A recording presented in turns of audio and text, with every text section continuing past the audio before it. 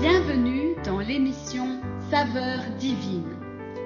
Cette bonne nouvelle du royaume sera prêchée dans le monde entier pour servir de témoignage à toutes les nations. Alors viendra la fin. Ce pain céleste vous est présenté par Immaculée Niraneza.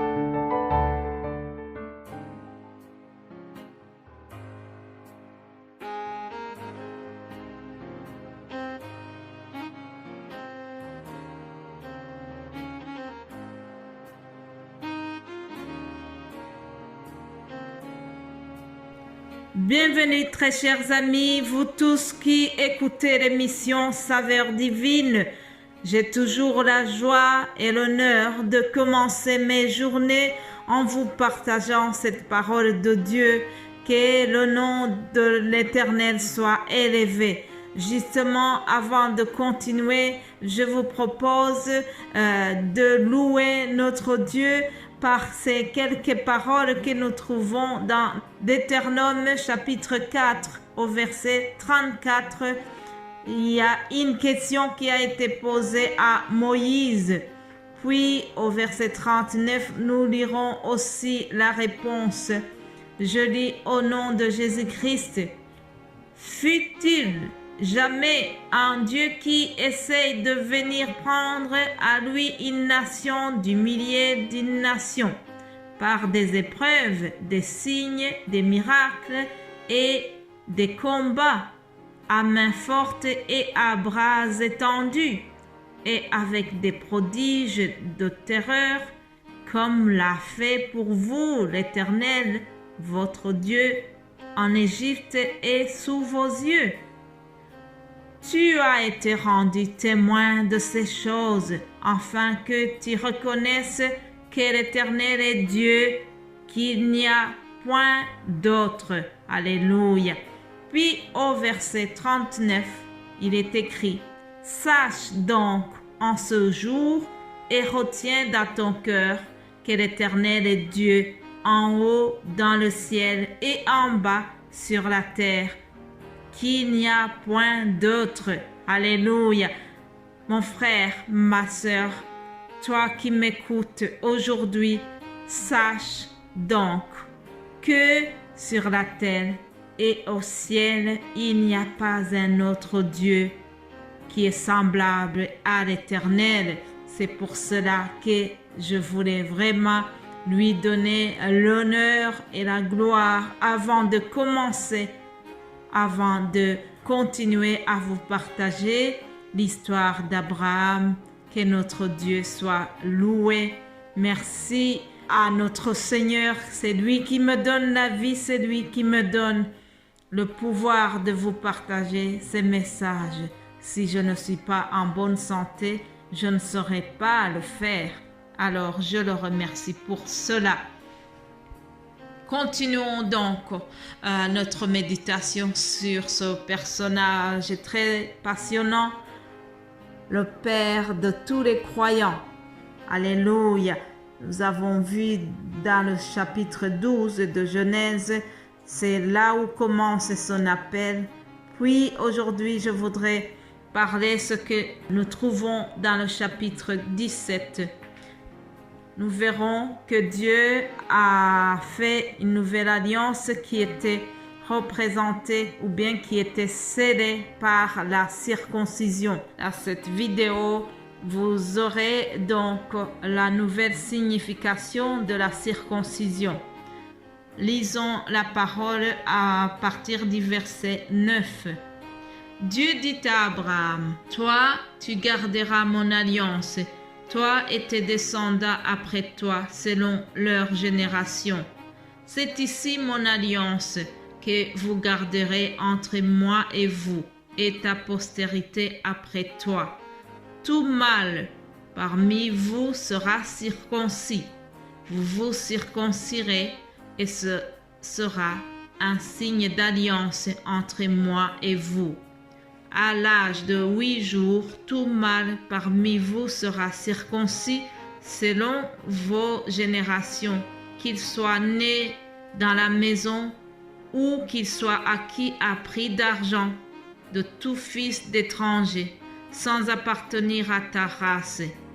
On devra circoncire celui qui est né dans la maison et celui qui est acquis à prix d'argent. Et mon alliance sera dans votre chair, une alliance perpétuelle. Un mâle incirconcis qui n'aura pas été circoncis dans sa chair sera exterminé du milieu de son peuple. Il aura violé mon alliance. Amen. Voilà, chers amis, l'alliance concernant la circoncision. Mes bien-aimés de Dieu, sachez que l'alliance d'Abraham avec l'Éternel contient plusieurs étapes. La semaine passée, je vous ai parlé de comment le nom a été changé. Abraham qui est devenu Abraham. Changement de nom. Puis, aujourd'hui, on nous parle de la circoncision. À chaque étape, Dieu voulait mettre un cachet sur la nouvelle alliance qu'il a établie avec Abraham. Donc, aujourd'hui, dans ce que je viens de vous lire, nous voyons la notion de circoncision. Sachez que cette réglementation nous vient de la loi de Moïse.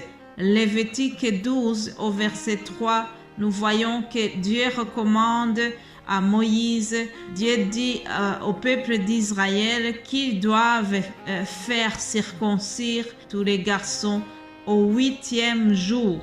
C'est quelque chose qui devait se faire au 8e jour. Donc, lorsque Dieu parle à Abraham de ce rite de circoncision, ce n'était pas quelque chose de nouveau, mais ce qu'il y a de nouveau, c'est qu'il va y avoir une nouvelle signification. Dieu lui a donné une signification religieuse et théocratique. Ça devenait un signe d'appartenance à la lignée physique et ethnique d'Abraham. Dans les Actes des Apôtres, nous voyons que la circoncision a été évoquée également. Le tout premier martyr, Étienne, lorsqu'on l'a arrêté, il a tenu d'abord à témoigner, à donner l'historique de ses ancêtres et devant le Sanhédrin qui devait le juger, il a évoqué leur ancêtre, le père des croyants, Abraham. Il a donné son histoire. Alors il a dit, homme, frère et père, écoutez, le Dieu de gloire apparaît à notre père Abraham lorsqu'il était en Mésopotamie.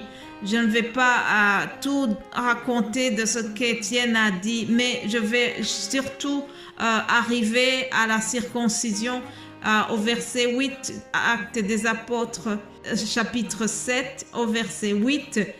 Étienne dit ceci. Puis Dieu donna à Abraham l'alliance de la circoncision, et ainsi Abraham ayant engendré Isaac, le circoncis le 8e jour. Isaac engendra et circoncis Jacob, et Jacob les 12 patriarches. Ça, c'est Étienne qui parle. Donc, au temps des apôtres, la notion de circoncision a été toujours mise au centre des débats. Faut-il vraiment garder la circoncision physique, oui ou non? L'apôtre Paul a été interrogé souvent sur cette question. Dans Galates 6, au verset 15, Paul va donner la réponse concernant cette notion. Il dit, car ce n'est rien d'être circoncis ou incirconcis. Ce qui est quelque chose, c'est d'être une nouvelle création. Alléluia. Aujourd'hui, si tu te posais la même question autour de la circoncision, voilà la réponse qui est donnée. En Jésus-Christ, la circoncision physique n'est pas quelque chose qu'il faut absolument faire.